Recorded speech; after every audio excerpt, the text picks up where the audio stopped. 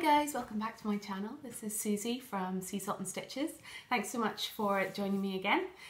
I am doing a slightly different video today. I have been tagged by a few people to join in with the 5 questions, 1 take hashtag. And so I'm going ahead to do it. I am very nervous about doing this because I never do things in 1 take and I always make loads of mistakes. So now you'll get to see how much of an idiot I really am. So anyway, first of all, I'll just say thanks very much to Lisa Kish for starting this hashtag. She's from And So On. If you've been watching any of these videos, then you'll know that already. I was tagged by a few people, so thanks so much guys. It was Boz from A Girl Called Boz, Jen from Gingerella, and Emily from One at a Time. So thanks so much guys. Here's my video. So before I start with the questions, I am just going to say, get my tags out of the way. And to be honest, my tags are for everyone and anyone. If anyone wants to do this hashtag, just do it. I'm actually not someone that likes the whole tagging other people thing. It doesn't sit well with me. I just like everyone to join in without picking favourites, so to speak. So please join in if you want to. It would be great. And tag me down below, not tag me, put a comment down below to say that you've done it as well, and then I'll go watch your video. And it'll be really interesting to hear all about it. Right, great. Okay, so let's go on to the questions. I have been thinking about these questions before I started filming this, and to be honest, I don't know if I've really got decent answers for these questions. Okay, so the first one, if you were given a paid sabbatical to spend a year living anywhere in the world, where would it be and why? Okay, so I deliberated over numerous options for this answer. And for a very long time, I was actually going to say Thailand. I absolutely love Asia in general. I grew up abroad. I grew up in Indonesia. So I guess because of that, I mean, I spent from the age of 1 till 15 living in Jakarta. So, you know, I guess because of that, I do have a bit of an affinity with just Asia, really. After university, I was going to say a year out. It was supposed to be a year. It ended up being 20 months. You know, when you're having a good time, just keep doing it. You don't know what else you're going to do when you get back. Anyway, I had an amazing time. It was supposed to be a round the world ticket. And, well, it was a round the world ticket. But you could push back your dates of your flights. So we got to Asia and just kept pushing the dates for the next flight past and past and past until we eventually took our flight to Australia. And we had run out of money because we'd spent it all in Asia. So we knew we had the visa to work in Australia. So we did that, but we thought, you know what, we're going to need to work for a whole year. So we spent a whole year working in Australia and then just bought a one-way ticket back home because the other round the world ticket had expired because it only lasts for 12 months. So then we just bought a ticket that stopped off in Asia, and then we did some more traveling around Asia before then heading home.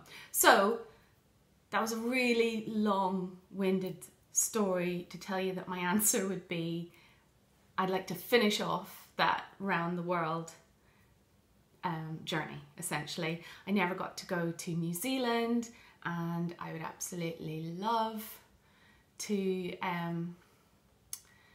spend some time traveling around New Zealand. There were other places like Fiji and Tonga that I wanted to go to, and then I was going to travel across America as well. So I would love to do all of that. So basically, a lot of people were picking one country that they were then just going to live in for that year. No, I want to travel. Basically, that's my answer. I want to travel around the world. I presume I can take my husband and my boy with me. I don't know what that would be like, traveling around the world with a 2-year-old. That would be a whole challenge in itself.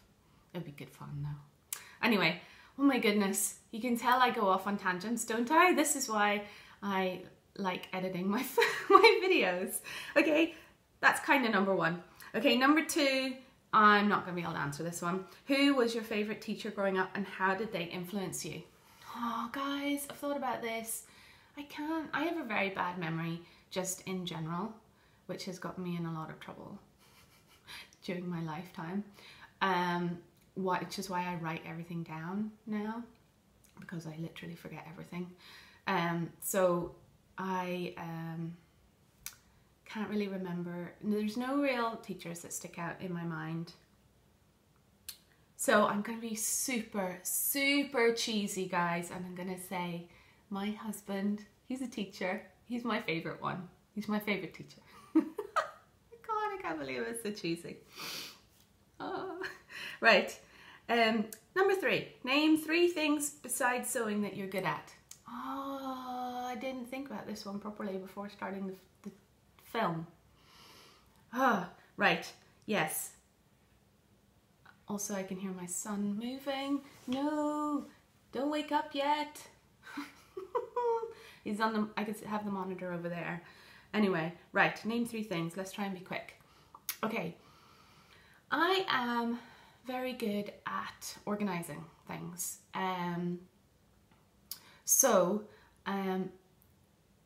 Okay, so I organised a big trip to Thailand for myself and my then, he was my boyfriend then, he's my husband now, a few years ago, and he'd never left Europe. So I was like, right, we're going to go to Thailand because you have to experience it, because as I say, I love Thailand so much.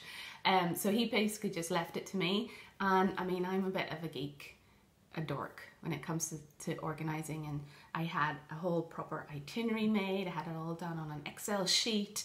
I had, you know, times, and you know, we were doing this at this time, this at that time, that, you know, and I had like, we don't like to just sit and lie on a beach. We want to go and do different activities and you know, experience culture and exciting things as well when we're traveling. So we had lots of different trips, kayaking and scuba diving, and yeah, I think I pretty much blew him away with that trip. He was amazed, and I mean, lucky guy, he just literally had to say, lean back and go, right, what are we doing today and what's up next, and he was just there along for the ride essentially. But you know, that's my, he's just cannot cope with traveling. I took him into a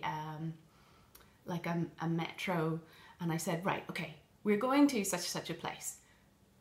I stood him right in front of the sign that told you the directions of where different things were going. Which way are we going to go? And he stood there completely like, oh, I don't know. And I was like, it's right in front of you. Just look. You know, it's just not his thing. So I literally had to look after him. I have to hold on to his passport as well when we're going anywhere. So maybe that's another one. I'm good at looking after my husband on holidays. He's gonna love me with this. He's gonna love this, yeah. And I wish I'd thought this question through properly, because now I'm panicking. I am very good at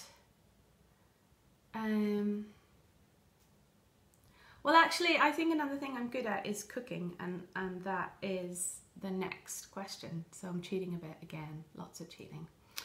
So do you cook? Yes, I cook. What meal recipes are you most known for? If you don't cook, what meal recipe do you most like to have made for you? Yes, I cook, and I love cooking, and it is sort of like a hobby. I have a lot of cookery books. I have more cookery books than sewing books.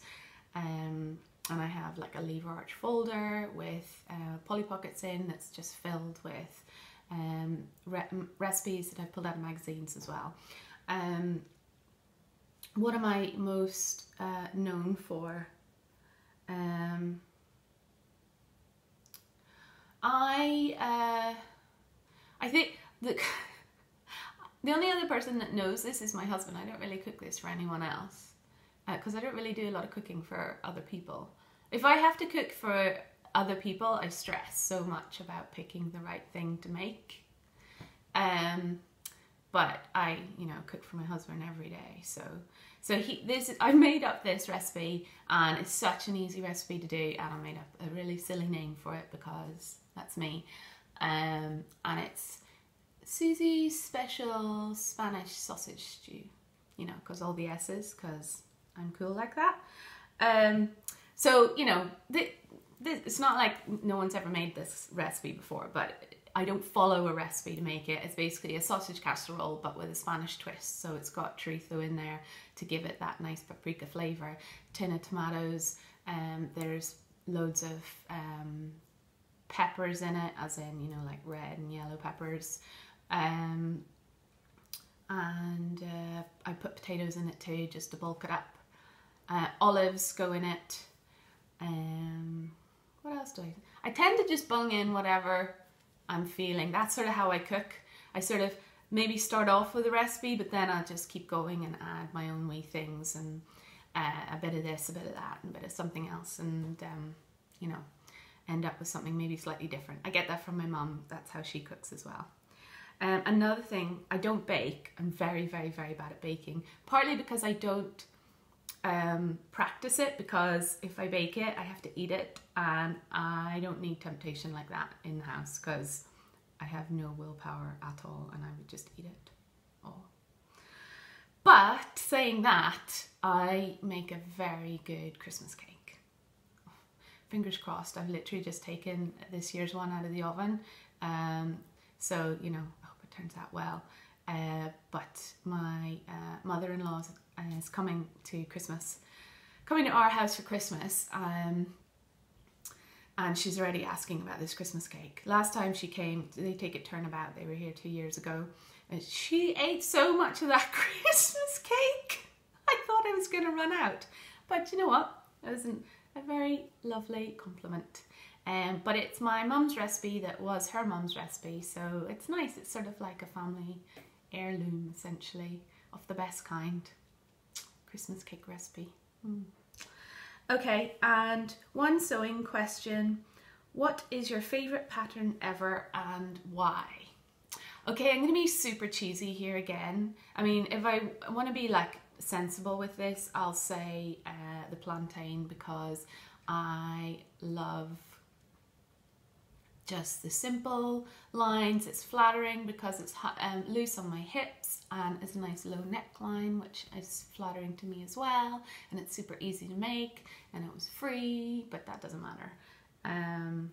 Yeah, I like that. But to be super duper cheesy, my favourite pattern is the Sewaholic Canby, because I used that as base for the dress that I made to wear to my wedding reception. So that holds a special place in my heart, and I will put up a picture somewhere on the screen. I don't know where, because I'm sitting in the middle somewhere, of me in the dress, if you haven't seen it. So there you go. I've made it to the end. Sorry if I was boring or totally weird, or you were a new subscriber and now you don't want to watch my videos anymore because you see what I'm really like without editing. Also, got my hair cut. Woo! I'm so pleased with it.